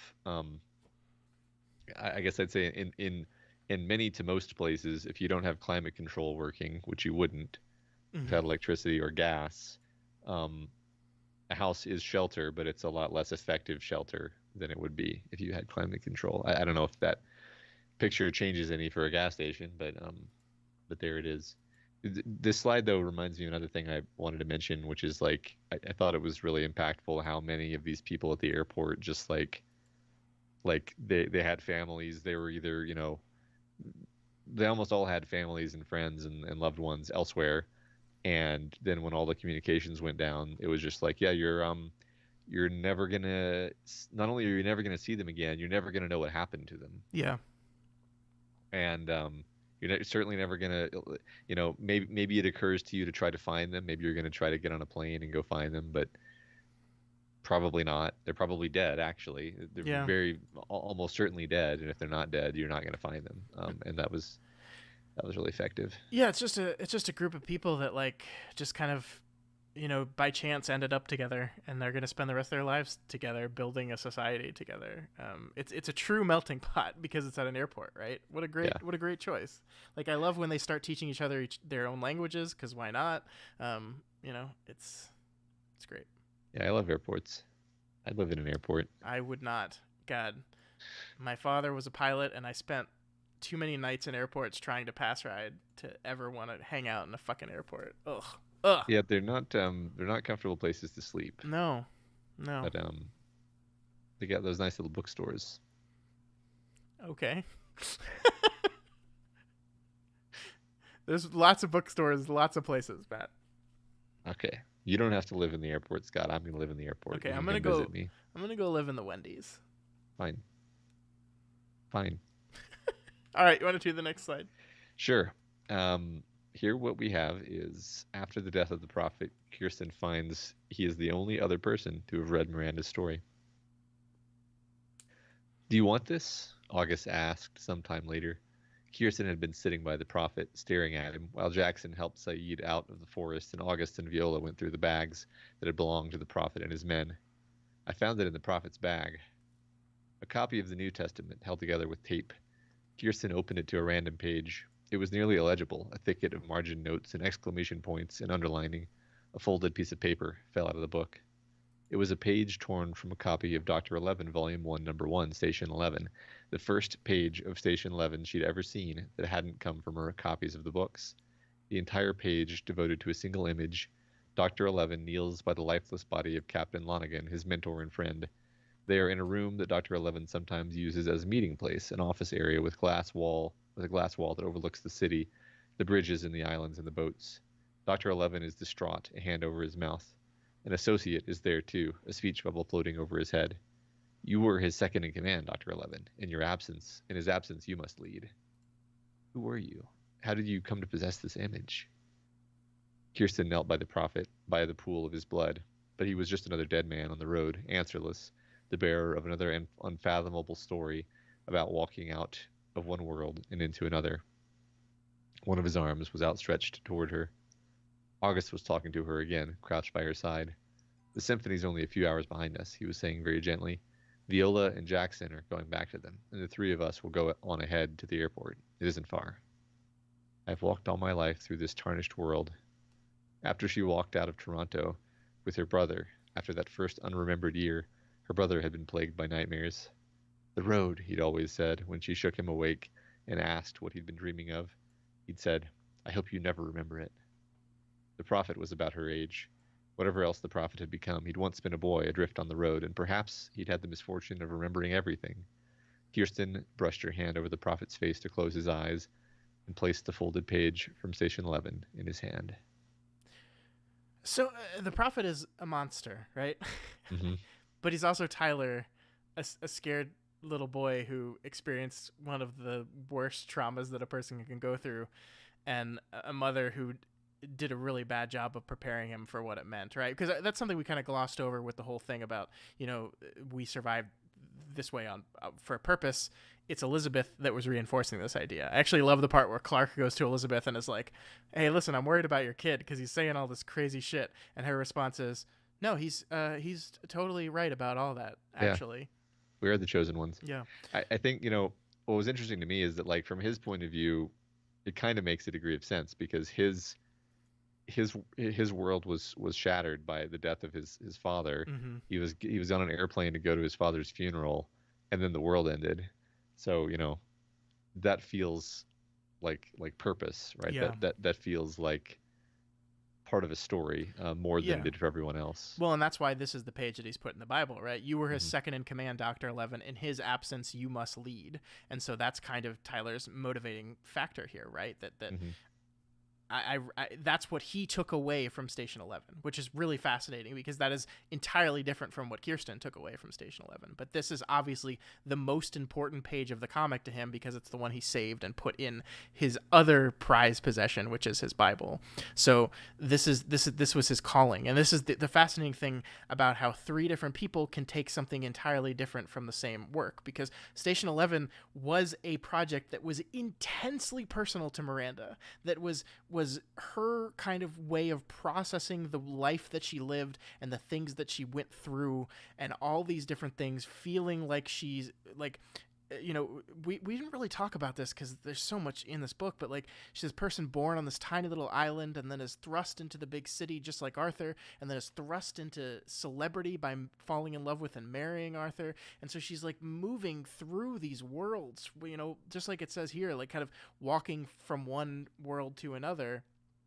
And she's using her creation of this art to process what all that means. And then we get two other kids 20 years later who find this thing and also develop their own understanding of it and their own reading of it and their own meaning from it. And yes, Tyler's meaning is reinforced by his terrible situation, his bad mother, and this Bible that he's decided to become obsessed with. But yeah, it's just sad, It is. That's the thing. I think I was expecting it to be more, you're kind of getting like zombie movie vibes from the idea that, like, okay, you got a post-apocalypse, you got a religious leader, and it doesn't really go that way. It really makes you more empathize and feel the tragedy of it. Yeah. It's the power of art for both good and ill, you know? Yep. All right, so this is the final part of the book here now. This is with Clark back. Oh, no, this is. Sorry. This is not the final part of the book yet. This is Arthur in his final moments of being alive. Later, he walked by the open bathroom door and heard her talking to herself as she removed her makeup. I repent nothing, he'd heard her say in the reflection in the mirror. He turned and walked away, but the words stayed with him. Years later in Toronto, on the plywood second story of the King Lear set, the words clarified the problem. He found he was a man who repented almost everything, regrets crowning around him like moths to a light. This was actually the main difference between 21 and 51, he decided, the sheer volume of regret. He had done some things he wasn't proud of. If Miranda was so unhappy in Hollywood, why hadn't he just taken her away from here? It wouldn't have been difficult. The way he dropped Miranda for Elizabeth and Elizabeth for Lydia and let Lydia slip away to someone else. The way he'd let Tyler be taken to the other side of the world. The way he'd spent his entire life chasing after something, money or fame or immortality or all of the above. He didn't really even know his only brother. How many friendships had he neglected until they faded out? On the first night of previews, he'd barely made it off the stage. On the second night, he'd arrived on the platform with a strategy. He stared at his crowd and ran through a secret list of everything that was good. The pink magnolias in the backyard of his house in Los Angeles. Outdoor concerts, the way the sound rises up into the sky. Tyler in the bathtub at 2, laughing in the cloud of bubble bath. Elizabeth in the pool at night, at the beginning before they'd ever had a single fight. The way she dove in almost silently, the double moons on the surface breaking into shards. Dancing with Clark when they were both 18, their fake IDs in their pockets, Clark flickering in the strobed lights. Miranda's eyes, the way she looked at him when she was 25 and still loved him. His third wife, Lydia, doing yoga on the back patio in the mornings. The croissant at the cafe across the street from his hotel. Tanya slipping wine, her smile. Riding in his father's snowplow when he was 9. The time Arthur told a joke and his father and his little brother couldn't stop laughing. The sheer joy he'd felt in that moment. Tyler. Yeah, this tragic character. Since I'm not familiar with Lear, I can't really say, but is it the case that we're supposed to kind of identify Arthur with the character of Lear? A little bit, yeah. The theme of regret seems to be pretty, obvious here. For sure. Yeah, I mean, and this is what we mean. Like, I think actually, regret, it can be cancerous in a way, like I think this is the big difference between it's not that like I'm saying, never look back. Obviously I don't think the book is saying never look back either, but like if you fill yourself with regret, like that's destructive. That's a bad way of remembering your life. And he goes from this bad way of remembering life of negative to, okay, here's what I can do. Here's how I can choose to be happy. Every night before I go out and do this thing, I'm going to go through a list of everything in my life that is good, everything in the world that is good, and focus on the good, both in the past and in the future, and don't spend your life in your regret, in repentance and regret. Yeah. And I think that's absolutely beautiful. Love it. I think it's beautiful, and I think it's important that he's the character who has to focus on this when he is the most financially successful and visibly successful character. Yeah. Everybody around him thinks, oh my God, he's the movie star. He's so great. We all love him, right? Everybody loves him. Everybody wants to be around him. Women fall in love with him. Men fall in love with him. The world has fallen in love with him. Mm-hmm. He's miserable. It's obviously the core to what this book is doing. Like it takes him his whole life to realize, like, I'm miserable. Why am I miserable? Oh, it's because I'm not appreciating any of the wonderful things around me. And, but it's kind of too late. Yeah, totally. It's man, it does. And this is like the cool thing about art is that like you can read this book and go, hey, maybe I should list all the things in my life that are good whenever I'm feeling overwhelmed and regretful about the choices that I've made. Yeah, that's true. Yeah, because my world hasn't ended yet. That's true. All right, Matt, you want to read the final words of the book? Let's wrap it up, yeah. In the early evening, Clark finishes dusting his beloved objects in the Museum of Civilization and settles into his favorite armchair to read through The Adventures of Dr. 11 by candlelight. He pauses over a scene of a dinner party on Station 11. There's something familiar about it. A woman with square framed glasses is reminiscing about life on Earth. I traveled the world before the war, she says. I spent some time in the Czech Republic, in Praha. And tears come to his eyes because all at once he recognizes the dinner party. He was there. He remembers the Praha woman, her glasses and her pretension. The man sitting beside her bears a passing resemblance to Clark. The blonde woman at the far end of the comic book table is unmistakably Elizabeth Colton, and the man beyond her in the shadows looks a little like Arthur. Once Clark sat with all of them in Los Angeles, at a table under electric light. On the page, only Miranda is missing, her chair taken by Dr. Eleven. In the comic book version, Dr. Eleven sits with his arms crossed, not listening to the conversation, lost in thought. In Clark's memory, the caterers are pouring wine, and he feels such affection for them, for all of them. The caterers, the hosts, the guests, even Arthur, who's behaving disgracefully, even Arthur's orange-tanned lawyer, the woman who said Praha instead of Prague, the dog appearing the dog peering in through the glass. At the far end of the table, Elizabeth is gazing into her wine. In memory, Miranda excuses herself and rises, and he watches her slip out into the night. He's curious about her and wants to know her better, so he tells the others he needs a cigarette and follows her. What became of Miranda? He hasn't thought of her in so long. All these ghosts. She went into shipping, he remembers. Clark looks up at the evening activity on the tarmac, at the planes that have been grounded for 20 years, the reflection of his candle flickering in the glass. He had no expectation of seeing an airplane rise again in his lifetime, but it is possible that somewhere but is it possible that somewhere there are ships setting out? If there were if there are again towns with streetlights, if there were symphonies and newspapers, then what else might this awakening world contain? Perhaps vessels are setting out even now, traveling toward or away from him, steered by sailors armed with maps and knowledge of the stars, driven by need or perhaps simply by curiosity. Whatever became of the countries on the other side? If nothing else, it's pleasant to consider the possibility. He likes the thought of ships moving over the water toward another world, just out of sight. Ah, it's so pretty. I love the end of this. And I think Clark in this moment distills what I think the book is primarily about. Like this fond remembrance of the past with simultaneously hope towards the future. Mm-hmm.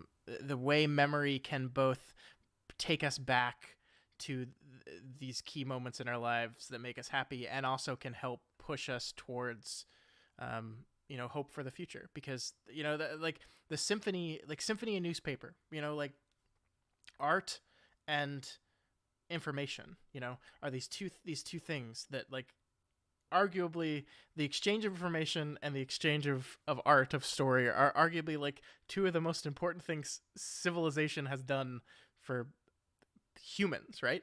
Mm-hmm. It's just these incredibly important things that we've been able to do, and like with that, anything else is possible. And so this idea of setting voyage, not wanting to go back, not saying we got to go back to the way things were, but forward into something new, something that might look like the way things were before, but would necessarily have to be a bit different too. I love that. Yeah, this to me highlights how many different attitudes you can have about the past, Yeah, because yeah. you can have a wistful attitude, you can have a sort of melancholic nostalgia where you're Mm-hmm. like, full of regret. You can have, I think the best possible attitude is what Clark has here, where he thinks he has, what is the word? Affection. Is that the word that he Yeah, uses? yeah. Like, just it's a memory that just, even though there were kind of objectively uncomfortable things happening in this memory, he just, the salient thing about it to him is this sense of just affection that he has for everybody, and just Yeah, and even the annoying Praha woman. Like, that's the great yeah, thing, right? Like, yeah, the most powerful thing about memory is you can take a situation that was awkward. Like, we got to see that dinner, right? We got to see that, and it was intensely awkward.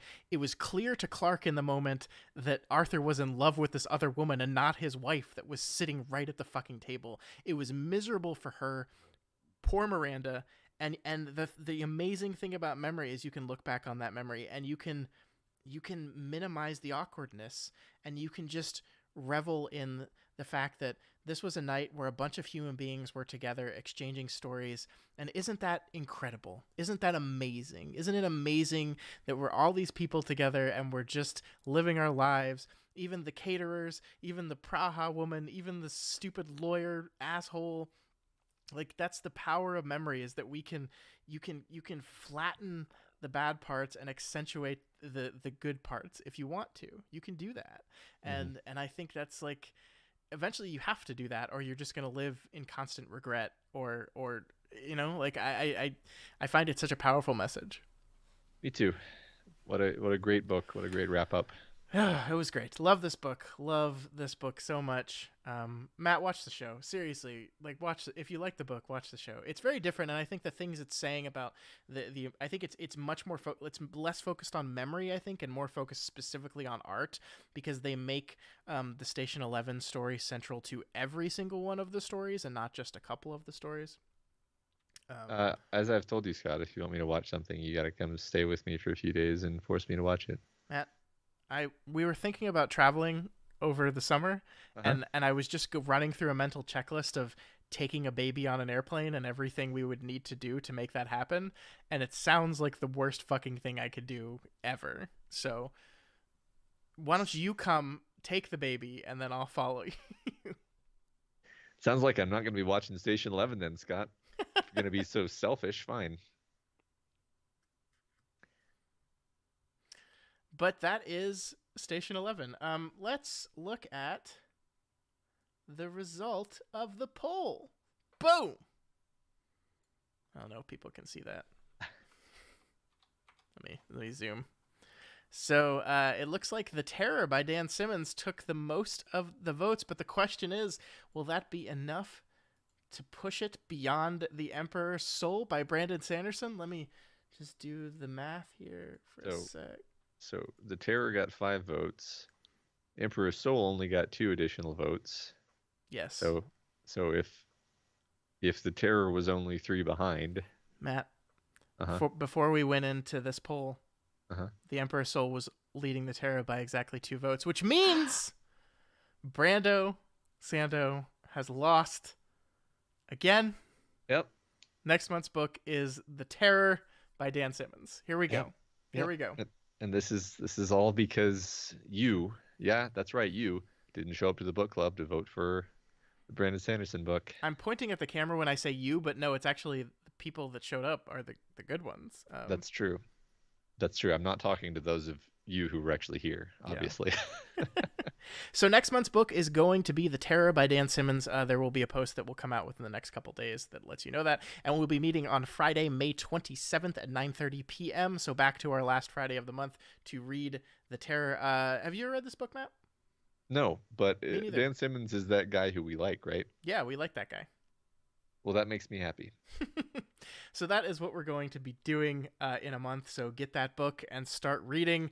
Thank you so much, folks. I struggled with this book, honestly. I really loved it, but I struggled with what to say about it at times. And I think a lot of y'all helped me kind of clarify the way I felt about it. So once again, thank you so much for coming, everyone that's here in the chat. Y'all are continue to be great. I love these conversations. Please, please keep coming. And if you are listening at home, folks, you got to show up. It's the new hotness. Everybody's doing it. Come to book club. That's right. Everybody's doing it. Thanks so much, Slippery Oats. I didn't realize they were a first timer. We should have asked at the beginning if there were any first timers. Yeah, welcome. Hope you had a great time. Yeah, hopefully you'll be back for The Terror. It sounds terrifying. So that's it. That's it. You want to do the outro, Matt? Yeah, let's do the outro. Yeah, so if you like what we do here at Doof Media and you want to see more of it, then please head on over to the Patreon at patreon.com/doofmedia and consider donating to support our organization. At any available level, you'll get access to the vote for the books that we talk about each month, as well as a bunch of other exclusive features. So yeah, go check that out, please. Yeah, and as John is saying in chat right now, if you want Brando Sando to win, you got to show up to the book club. So make sure you're here next Friday and vote for Brandon, because he'll be back. Of course he will. Yep. So thank you, everyone, again. And as always, if you have any questions, comments, complaints, concerns, other C words, reach out to us via email at doofmedia@gmail.com or over on our Twitter at doofmedia. Don't say that one bad C word, though. That'd be mean. Yeah. But that's going to do it for us here. Thank you all again, and we'll see you next month. Woo! That was fun. All right, folks. We're not going to be able to hang out. I got to go. Yeah, thanks for showing up. But Had a great time. Like Scott said, a lot of great kind of comments that went into my brain and really helped me figure some things out. Because seriously, yeah, like more, I think more so than just about any book we've done before. I was like, I really loved this book. I'm not sure I know what it was doing. I had a pretty good idea, but y'all were huge help in that, and that's what we want this to be. We want this to be not just Matt and I, but people coming together to kind of figure the stuff out together. So, thank you so much, and we'll see y'all next time. I Have a good weekend, everybody. Happy Mother's Day to all the mothers out there. yeah, happy Mother's Day.